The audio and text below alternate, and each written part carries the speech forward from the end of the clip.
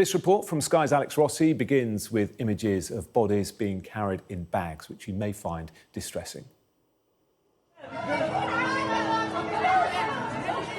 There is a growing sense of urgency that the situation in Gaza cannot continue. The relatives of this family, whose bodies have just been recovered, claim they were sheltering in a school when they were killed. My sister was at this point and her children were in her arms. They had all been lying here. Shots had been fired at them and they had Hebrew writing on their foreheads. According to the health authority in Gaza, the death toll is heading towards 20,000. And aid agencies say the humanitarian situation is worsening by the hour.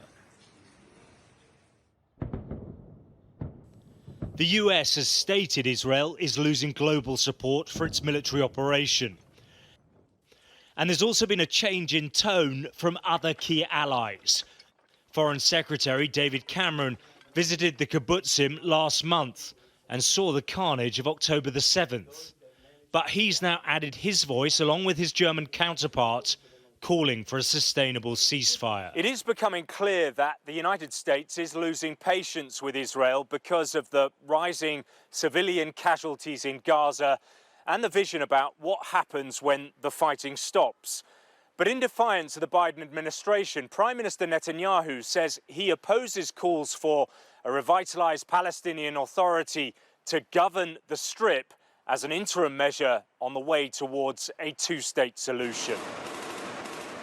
And as the IDF continue pressing further into Gaza, the Israeli leader is also adamant he'll not bow to any international pressure on the timetable for the military operation.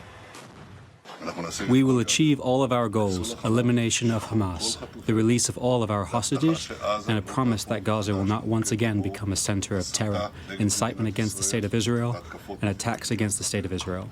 We will continue to fight until the end, for the sake of the fallen, and for the assurance of our lives here in the land of Israel. But things are becoming increasingly desperate inside Gaza the longer this conflict goes on. There is a trickle of aid entering the Strip every day. These trucks carrying supplies were mobbed as they entered through the Rafah crossing. But much, much more is needed, with humanitarian organisations saying the population is now at breaking point. Alex Rossi, Sky News.